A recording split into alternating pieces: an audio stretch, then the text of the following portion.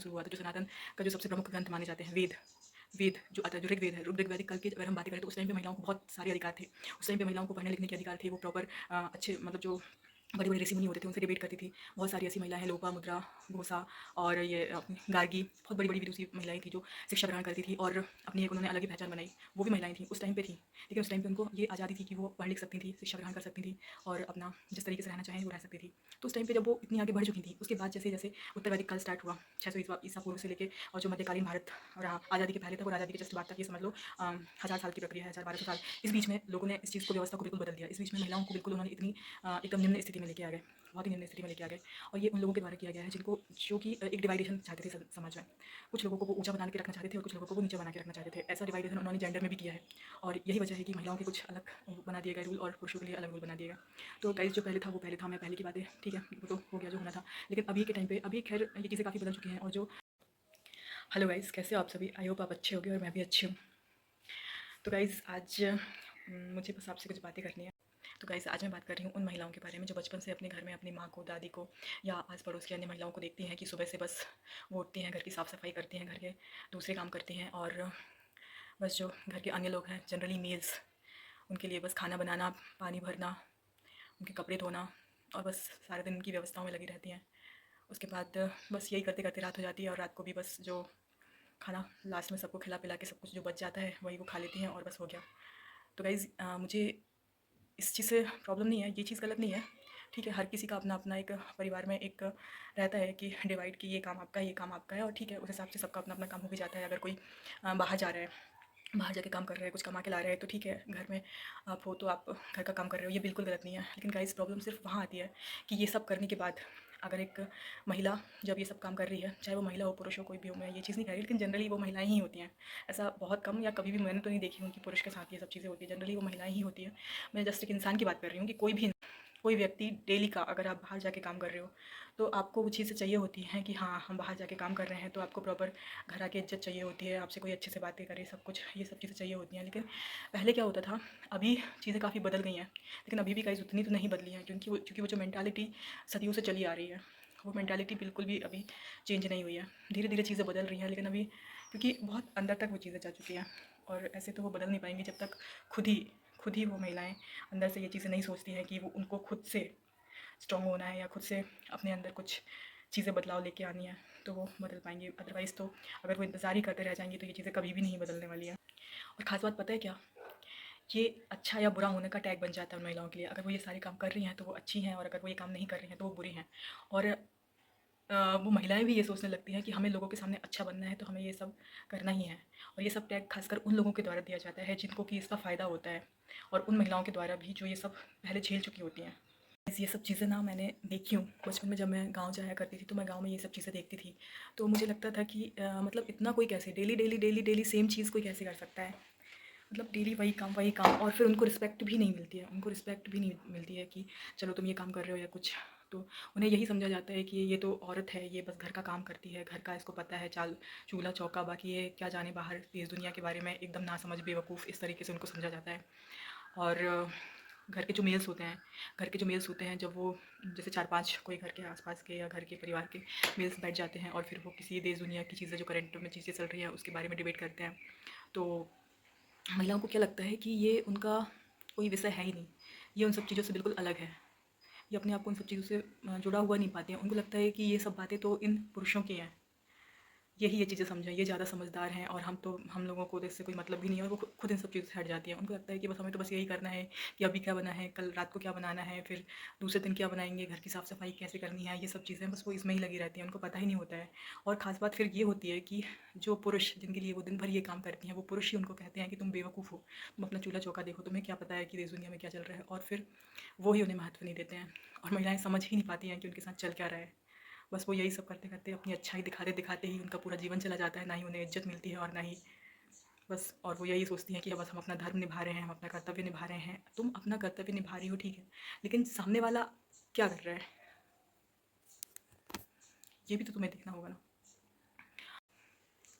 तो गाइज़ जो मैंने देखा है उस हिसाब से मुझे ये लगता है कि इंसान, इस संसार में सभी इंसान हैं, चाहे वो महिला हो या पुरुष हो। अगर आप इंसान हो, अपने मानव का आप एक मनुष्य अगर हो तो आपको सिर्फ ये नहीं करते रहना है कि बस एक घर में घुसे-घुसे आप सारी ज़िंदगी अपनी बिता दो, सब कुछ कर दो। आपको देश दुनिया के बारे में कुछ भी जानकारी नहीं है। आपको ये भी नहीं पता है कि दे नागरिकता क्या होती है।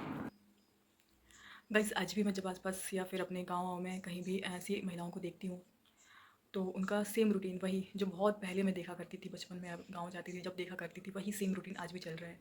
आज भी मेल्स जो होते हैं गाँव के, ऐसा नहीं है कि गाँव में हर किसी को ये गाँव जो मेल्स होते हैं वो तो करंट चीज़ों से अवेयर रहते हैं। उनको पता होता है कि इस देश में क्या चल रहा है, उस देश में क्या चल रहा है, क्या आर्थिक गतिविधियाँ चल रही हैं, क्या राजनीति चल रही है, सब कुछ उनको नॉलेज होता है। लेकिन जो लेडीज़ होती हैं वो अभी भी इन सब चीज़ों से अपने आप को बिल्कुल अलग रखती हैं। और यही वजह होती है जो डिवाइडेशन होता है, जो ये समझा जाता है कि इस चीज़ को एक ठप्पा लगा दिया गया है कि महिलाएँ मूर्ख होती हैं। मैंने कई लोगों से ये सुना है कि महिलाएं हैं, ये क्या जाने, ये तो मूर्ख होती हैं। गाइस ऐसा नहीं है, महिलाएं मूर्ख होती नहीं हैं, महिलाओं को मूर्ख बना दिया गया है इस सिस्टम के द्वारा जो उन्हें फ़ायदा देता है।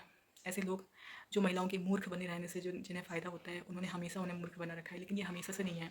बहुत पुराने टाइम पे अगर हम ऋग्वैदिक काल की बात करें, ईस्वी से 1500 साल पहले जो ऋग्वैदिक काल जो शुरू हुआ था, लिखा वो बाद में गया था लेकिन उस टाइम से शुरू हुआ था। जो सनातन का जो सबसे प्रमुख ग्रंथ माने जाते हैं, वेद वेद जो आता है, जो ऋग्वेद है, ऋग्वैदिक काल की अगर हम बातें करें तो उस टाइम पे महिलाओं को बहुत सारे अधिकार थे।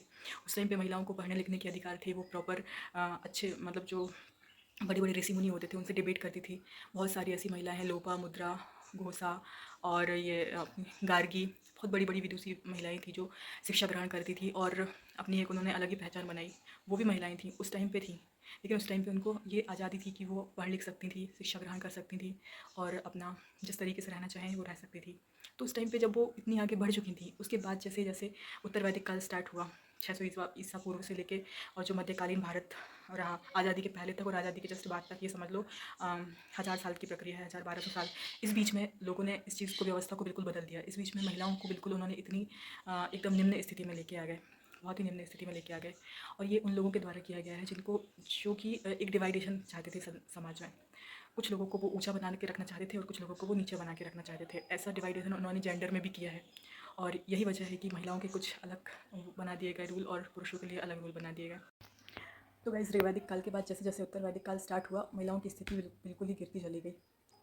स्थिति यहाँ तक बन गई कि जब कोई पति ख़त्म हो जाता था, किसी महिला का पति जब ख़त्म हो जाता था, महिला को सती होना पड़ता था ज़बरदस्ती। उसकी मर्ज़ी नहीं होती थी तब भी उसको सती होना पड़ता था। उसके पति की चिता में उसको जिंदा बिठा दिया करता था। और अगर कोई महिला अगर परेशान मतलब रोती थी, चिल्लाती थी, तो उसको बांध दिया जाता था, चिता से बांध दिया जाता था। और लोग अपना मुंह पीछे साइड करके और ताली बजाया करते थे, ताली बजाते थे, जोर जोर से चिल्लाते थे कि मतलब इसकी चीखें सुनाई ना दे। ये स्थिति हो गई थी। चाहे इस महिला की इच्छा हो ना हो, अगर पुरुष ख़त्म हो गया है, पति ख़त्म हो गया है, तो महिला को सती होना ही पड़ता था। ना ही पढ़ने का अधिकार था और ना ही अपनी कुछ बातें रखने का अधिकार था। एक बाउंडेड लेबर जो होते हैं, बिल्कुल उस तरह की स्थिति होती थी। दोहा है, ढोल गवार शूद्र पसी नारी, ये ताड़ना के अधिकारी जो भी है। तो ये सब चीज़ें उस टाइम तक चलती थी। अब आप सोच रहे हो क्या स्थिति थी। फिर धीरे धीरे समाज सुधार आंदोलन हुए, जैसे कि राजा राम मोहन राय, उन्होंने सती प्रथा को ख़त्म करवाया। और ज्योतिबा फुले, सावित्रीबाई फुले जिन्होंने स्त्रियों की शिक्षा के लिए बहुत काफ़ी काम किया। और धीरे धीरे बहुत सारे लोगों ने स्त्रियों की स्थिति को सुधारने के लिए काम किया, जिसकी वजह से आज चीज़ें यहाँ तक पहुँच पाई हैं। तो गाइज़ मेरा ये सब बोलने का बस इतना ही मतलब है। मैं ये नहीं कह रही हूँ कि ये चीज़ें बुरी हैं, अगर लेकिन अगर कोई भी व्यक्ति है और वो ईमानदारी से अपना काम कर रहा है, उसका काम चाहे जो भी हो, तो उसको उसकी रिस्पेक्ट मिलनी चाहिए। और रिस्पेक्ट तभी मिलती है, और ये बातें उन महिलाओं के लिए हैं। रिस्पेक्ट आपको तभी मिलेगी जब आप खुद से अंदर से, जब आप खुद ही पावरफुल बनोगे, जब आप जागरूक बनोगे, जब आप शिक्षा ग्रहण करोगे, जब आप उन सब चीज़ों को जानोगे, समझोगे। तो सिर्फ ये नहीं है कि आपने कुछ ग्रेजुएशन कर लिया, पोस्ट ग्रेजुएशन कर लिया और ये सब चीज़ें, शिक्षा हमेशा चलती रहती है। हमेशा शिक्षा को अपने साथ रखना चाहिए। धीरे धीरे आप कुछ काम कर रहे हो, कुछ भी तो थोड़ा सा टाइम निकाल के आप कुछ भी पढ़ाई कर सकते हो। तो गाइस ऐसा है कि अगर मैं जैसे एमपीपीएससी की तैयारी कर रही हूँ, तो ऐसा नहीं है कि अगर मैं एमपीपीएससी क्रैक करूँगी तब ही उस चीज़ का मतलब निकलेगा। ये जो प्रोसेस है, इस प्रोसेस ने मुझे बहुत कुछ सिखाया है, बहुत कुछ मुझे अपने अंदर से कॉन्फिडेंस आया है। मैं कोई भी अब अपनी बात रख सकती हूँ किसी के सामने। कोई डिबेट कर रहा है तो उसमें प्रॉपर मैं अपना पक्ष रख सकती हूँ, अपनी बातें कह सकती हूँ।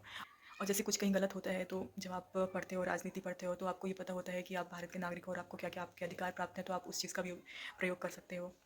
तो चाहे आप कुछ भी पढ़ते हो, चाहे आप हिस्ट्री पढ़ते हो, ज्योग्राफी पढ़ते हो, पॉलिटी पढ़ते हो, इकोनॉमी पढ़ते हो, वो सब आपके जो ओवरऑल पर्सनालिटी है उसको डेवलप करती है।